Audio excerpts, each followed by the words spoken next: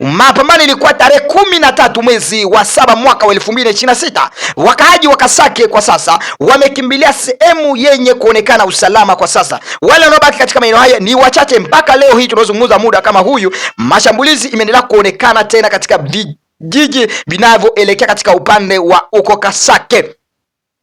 Na kuja kukuletea habari nyingine inaendelea kuweka watu tatizo, eneo inaitwa Ziralo.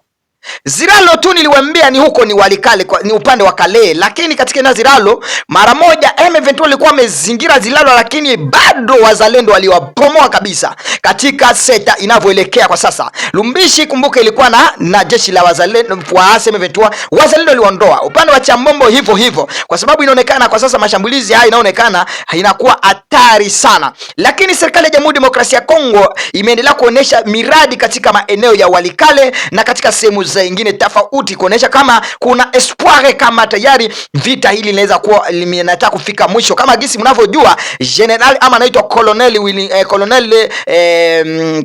Colonel Nanga alizungumzaga maneno kusema tayari kwa sasa vita imeisha, kwa sababu kama alizungumza haya, na tukiangalia miradi za Kongo, serikali ya Kongo inaendelea kuweka miradi katika maeneo yenye inaweza kuwa na enemy. Kwa sasa ni kuonesha kama kuna kitu tunaweza kuwa na espoir sana. Sasa tunaweza kusikia mara moja kuna changamoto ama kuna vitu vinabadilika, vitu inaweza kuwa imeshimama, kwa sababu kumbuka wale wanaokuwa na siri ya ukweli ni FARDC, serikali ya Kongo pamoja na waasi tu ndio wako na jibu la ukweli kwa sasa. Lakini katika ingine sehemu inaitwa Kibati, eneo Kibati Isayo, eneo inaitwa Nyiragongo, huko nako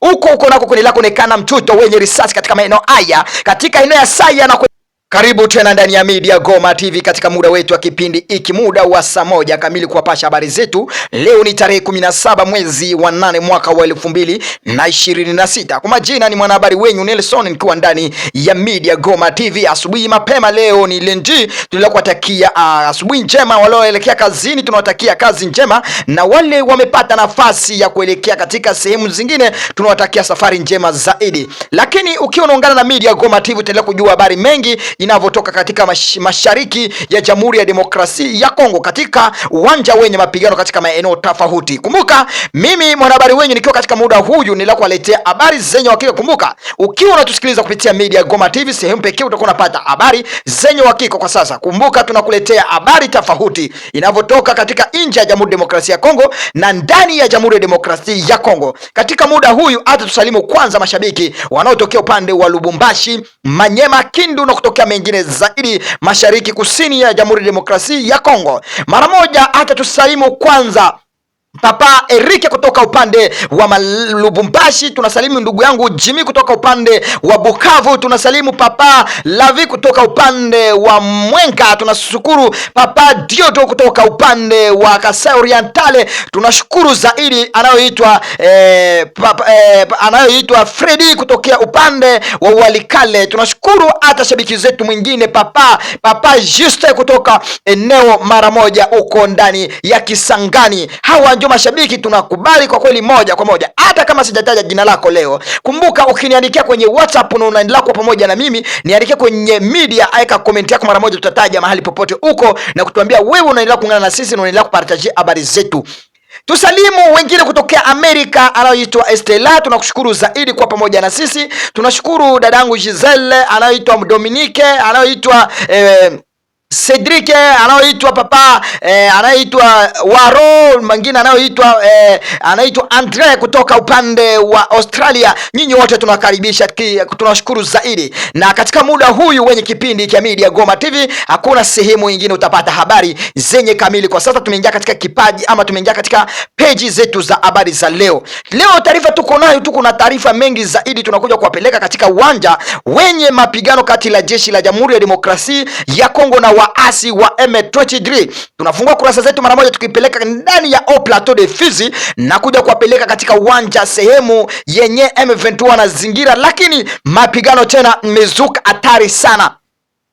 na kuja kupeleka katika maeneo iko na jeshi wa Twirwaneho na jeshi la M23 katika seta inaitwa Kasunga. Hizi ni headquarter ya M23, lakini wanajeshi wa Zalendo wameanzisha kupanga mashambulizi ya kupiga katika eneo ya Kasunga na katika kijiji kingine kinaitwa Murambia. Eneo ya Murambia huko tena ni seta ya jeshi la M23. Katika maeneo haya tena jeshi la Zalendo nao wanasema inabidi warejeshe katika seta ili. Katika sehemu nyingine inaitwa Mutamba, huko tena kumeonekana mzuko taku vita imeendelea kuonekana katika maeneo haya kwa sasa. Wanajeshi wa Zalendo tangu tarehe 15 walianza mashambulizi katika vijiji hivyo, lakini bado hawajafaulu kumilika katika maeneo haya kwa sababu wangali na shambulia M23 waone kwa kweli nguvu zao zinaendea wana zinesha upande gani.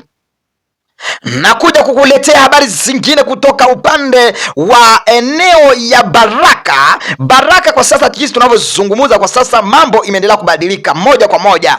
Wanajeshi ama chama cha viongozi kwa sasa eneo ya Baraka ni usalama ndogo zaidi katika seta linalozingirwa na wanajeshi wa FARDC na wanajeshi wa Zalendo, jeshi la Ibu, jeshi la Burundi wanaendelea kutatalisha raia population katika maeneo haya.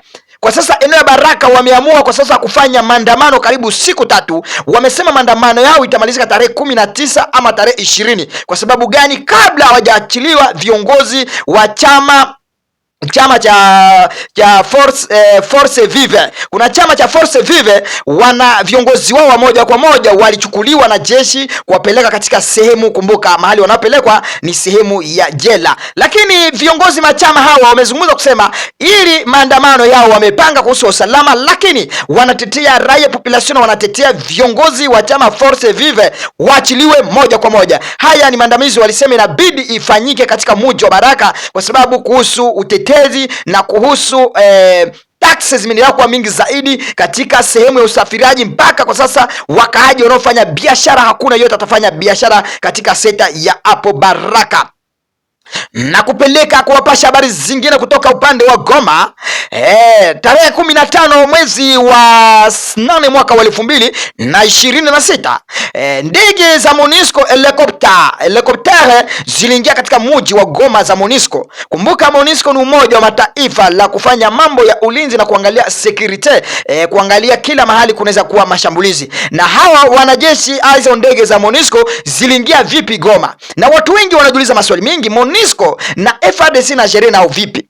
MONUSCO na FARDC na wajere vipi? MONUSCO na M23 na wajere vipi? So MONUSCO na FARDC, MONUSCO na jeshi M23 wanadili vipi? Kwa sababu ukiangalia hii MONUSCO ilikuja katika mji wa Goma, wao wanasema unakuja kuhusu le cessez-le-feu, lakini ukiangalia cessez-le-feu inaendelea kwa sasa, hakuna mahali mambo inafanyikiwa. Ukiangalia tangu mwaka 2025 mambo ya cessez-le-feu mpaka kwa sasa hakuna lengo la cessez-le-feu limewahi kuonekana kusema matunda ya cessez-le-feu ndio haya. Na jambo leo wanaozungumzia katika mkutano hii, kuna samahani yenye mkutano ili kufanyika na viongozi hao wanaenda kukutana katika mkutano huyu, na ni nini wanakubaliana kwa kubadilisha dalili hili linaendelea kupitikana katika uwanja wenye mapigano. Kwa sasa wakaaji wengi kutokea upande wote kwenye mgogoro wa vita wanasema MONUSCO hawa kukuja katika upande wa M23 bado hawajaenda katika eneo ziko na jeshi, walikuja Goma mara moja. Na kukuja kwenye Goma, kumbuka walikuja na wanajeshi military wengi zaidi, lakini kwa sasa kumbuka hizi ni eneo jeshi la M23 wanazingira, sio jeshi la FARDC. Na kwa sasa MONUSCO inadili vipi na M23? MONUSCO inadili vipi na FARDC? Kwa sababu hapo hii kuna Kiswahili mkutu hapo, mpaka watu wengi wanajiuliza maswali mengi katika muda huyu. Kwa sasa hawajajua level ama strategy gani MONUSCO inatumia kwa FARDC, inatumia kwa jeshi la M23, ama wote MONUSCO inadili lao vipi? Kwa sababu kama MONUSCO inasema inakuja kuhusu usalama, na unajua M23 wanajulikana kama wajambazi, na ni vipi MONUSCO inafanya collaboration avec les rebelles? Hiyo ndio watu wengi walikuwa jiuliza. Lakini niliwaambia kwa sasa jeshi la M23 wameendelea kuchukua mioyo ya watu wengi zaidi katika chama cha serikali ya Jamhuri ya Demokrasia ya Kongo, mpaka kuna wale wameendelea kujisalimisha kwa sasa. Nakuja kukuletea habari nyingine. Koloneli Nangaa alipartisipe katika mkutano ama katika kilio ama kukumbuka watu waliokufa katika upande ya Katumba, katika kambi la Katumba uko Burundi, na kwa sasa alipartisipe kwa kabila. Kumbuka waliofariki wa Wanyamulenge walikuwa katika wanaendelea kufanya siku ya kukumbuka watu waliofariki. La general anaitwa Koloneli Nangaa alionekana katika kilio hiyo, alionekana na participe katika huyo mambo yanayoendelea katika mji wa Goma kwa sasa. Na kupeleka Kalehe tena kumeonekana hali tete kwa tete mbaya zaidi, na kuja kuwapeleka. Kumbuka wanajeshi wa wazalendo hapo katika upande wa hapa Kalehe kwa sasa walienda kukabiliana mara moja. Kuna wanajeshi wa M23 katika vijiji kadhaa. Kumbuka wanajeshi wa wazalendo tangu tarehe 10 na ngapi walipambana zaidi na wahasi wa M23. Katika muda huyo mapambano imeendelea kuzuka katika vijiji vingine katika upande wa hapo katika territory ya Kalehe. Kumbuka wanajeshi wa wazalendo walifaulu kuchukua vijiji kadhaa, lakini katika muda huyu tunaozungumza mahali kunaendelea kuwa mgogoro katika muda huyu. Leo tarehe 17 mwezi wa 8 mwaka wa 2026 katika seta inayoitwa Kanyola, katika eneo ya Kanyola ndani ya Numbi. Upande wa Kanyola mapambano imeendelea kuzuka zaidi na kuelekea hapo eneo inaitwa Numbi. Vita imeendelea kuwa hatari sana. Wanajeshi wa wazalendo kwa sasa wanaendelea kukabiliana na M23 katika seta hili, lakini wamezuia njia zote kama M23 kwa sababu lengo ni kuingia mara moja katika mji wa Kalehe, mji wa Walikale. Lakini katika mapambano haya maeneo inaendelea kuonekana kwa sasa wanajeshi wa wazalendo wamekataa kabisa, wamesinye contrat avec gouvernement, wanasema hawatakubali kabisa M23 tena wa avance moja kwa moja. Hili ndio jambo watu wengi walikuwa kisubiri kuona jeshi la Jamhuri ya Demokrasia ya Kongo na wazalendo wameamuka kwa kweli vipya na kukabiliana na wahasi moja kwa moja. Lakini kumbuka haya mapambano niliueleza kila mara nikiwaambia leo mambo inaweza kuwa ikifanya hivi, kesho inakuwa nzuri, kesho inafeli. Kwa sababu gani? Niliueleza kila mara jambo linalotokea katika uwanja wa mapambano ni jambo lenye mshtuko na ni jambo lenye wasiwasi. Katika vijiji hivi ninavyotangazia eneo ya Kanyola, eneo ya Kanyola mara moja ili uingie katika upande wa Ziraro mara moja unapita kijiji kinaitwa Kasundo. Nao kijiji cha Kasundo mara moja ndio unaingia katika kijiji ama groupement ya Kanyola. Hapo sasa Kanyola ndio kwenye mapambano ilivita, kwa sababu wanajeshi wa wazalendo wako Lumbishi, wako katika eneo cha Mbombo pamoja na vijiji vingine. Lakini kwa sasa M23 nao wanaendelea kuwapushe waone kama wazalendo wanaweza kutoka katika vijiji hivyo. Lakini katika muda huu inaendelea kuambia mapambano imeendelea kuwa hatari sana. Kwa sasa tunazungumza na kupeleka eneo inaitwa Numbi, vita iko Numbi kwa sasa hivi, ni vita iko hatari zaidi. Hili nimekuelezea tayari kuambia Numbi kwa sasa hali ni tete kwa tete. Kama saa hizi watu population kutoka Numbi, kutoka Kanyola wengi wamekimbia sehemu yenye kutaonekana usalama kidogo. Lakini katika muda huyu mashambulizi hayo imeendelea kuwa hatari sana katika saa hizi. Leo hii ninavyotangazia leo tarehe 17 mapambano yalianza jana jioni, lakini katika muda huyu mambo inaendelea kuwa mbaya zaidi. Na kuletea habari nyingine kutoka upande wa Ngungu na kutoka upande wa Kibabi. Huko ni sehemu kuelekea upande wa Masisi. Huko kumeonekana tena mbabu. Huko sasa bombe zinaendelea kupasuka moja kwa moja, unasikia yani unasikia tu vita, yani mpaka mtoto mwenye iko eneo hapo wengi zaidi wamesha kuchoka sasa, wanaona kama vita ni kama ngoma kwa sasa, tambu. Sasa hayo unasikia bombe wanasikia kama ni tambu, ni ngoma tayari inalia hivyo, kwa sababu katika eneo ya Ngungu Kibabi wakahaji kutokea maeneo haya bado hawajarudi kupitia vita. Ilikuwa tarehe 18 mwezi wa 7 mwaka wa 2026 katika eneo inaitwa Kaseke, eneo inaitwa Kasake, ndani ya Kasake Masisi. Mapambano ilikuwa tarehe 13 mwezi wa 7 mwaka wa 2026. Wakahaji wa Kasake kwa sasa wamekimbilia sehemu yenye kuonekana usalama kwa sasa. Wale wanaobaki katika maeneo haya ni wachache. Mpaka leo hii tunazungumza muda kama huyu, mashambulizi imeendelea kuonekana tena katika vijiji vinavyoelekea katika upande wa uko Kasake. Na kuja kukuletea habari nyingine inaendelea kuweka watu tatizo, eneo inaitwa Ziralo. Ziralo tu niliwaambia ni huko ni Walikale, ni upande wa Kale, lakini katika eneo Ziralo mara moja M23 walikuwa wamezingira Ziralo, lakini bado wazalendo waliwapomoa kabisa katika seta inavyoelekea kwa sasa. Lumbishi kumbuka ilikuwa na jeshi la wazalendo wa M23, wazalendo waliondoa upande wa Chambombo hivyo hivyo, kwa sababu inaonekana kwa sasa mashambulizi haya inaonekana inakuwa hatari sana. Lakini serikali ya Jamhuri ya Demokrasia ya Kongo imeendelea kuonesha miradi katika maeneo ya Walikale na katika sehemu zingine tofauti kuonesha kama kuna espoir kama tayari vita hili linaweza kuwa linataka kufika mwisho. Kama gisi mnavyojua general ama anaitwa Colonel Nanga alizungumzaga maneno kusema tayari kwa sasa vita imeisha, kwa sababu kama alizungumza haya, na tukiangalia miradi za Kongo, serikali ya Kongo inaendelea kuweka miradi katika maeneo yenye inaweza kuwa na enemy. Kwa sasa ni kuonesha kama kuna kitu tunaweza kuwa na espoir sana, tunaweza kusikia mara moja kuna changamoto ama kuna vitu vinabadilika, vitu inaweza kuwa imeshimama, kwa sababu kumbuka wale wanaokuwa na siri ya ukweli ni FARDC, serikali ya Kongo pamoja na waasi tu ndio wako na jibu la ukweli kwa sasa. Lakini katika ingine sehemu inaitwa Kibati, eneo ya Kibati Isayo, eneo inaitwa Nyiragongo, huko nako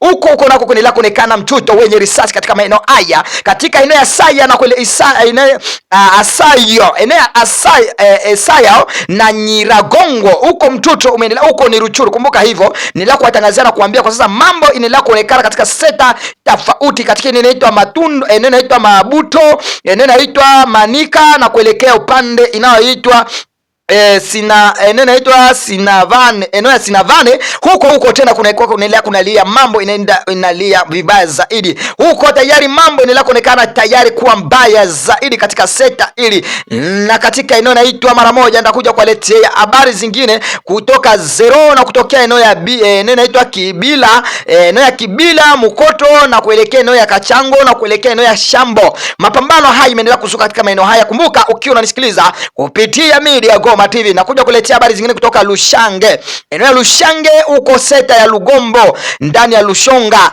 eneo ya Lushonga na Lugombo na Lukombo na Lukomba na Lugush na Lushange, mashambulizi ndio kuwaka hatari zaidi katika seta hili. Serikali ya Jamhuri ya Demokrasia ya Kongo na wa jeshi la wazalendo wameendelea kukabiliana ili waone kama watarejesha amani katika maeneo haya. Lakini katika eneo lingine inaendelea kuwa masasi mbaya zaidi katika eneo iliacha story sana, ni katika upande inaitwa Saka Bishabu, inaitwa Bihambwe na Hosba Nyungu, huko nako kumeendelea kuonekana hali mbaya kwa sasa. Upande wa Minembwe eneo ya Kipupu nako kumeonekana hali sio nzuri katika sekta hulu. Kumbuka hii ni media Goma TV, nila kuwapasha habari zenye zinavyoonekana katika uwanja wenye mapambano, na kutakia heri njema na Mwenyezi Mungu awe pamoja na nyinyi. Bye bye na Mungu awabariki. Kama ni mara ya kwanza kwa pamoja na mimi, kuwa ni mara ya pili, endelea kuungana na media Goma TV, eka comment yako tueleze wewe ni shabiki kutokea upande gani. Kumbuka ukiendelea kuungana na sisi utaendelea kujua mengi zaidi, na kutakia heri njema na Mwenyezi Mungu awe pamoja na wewe. Bye bye.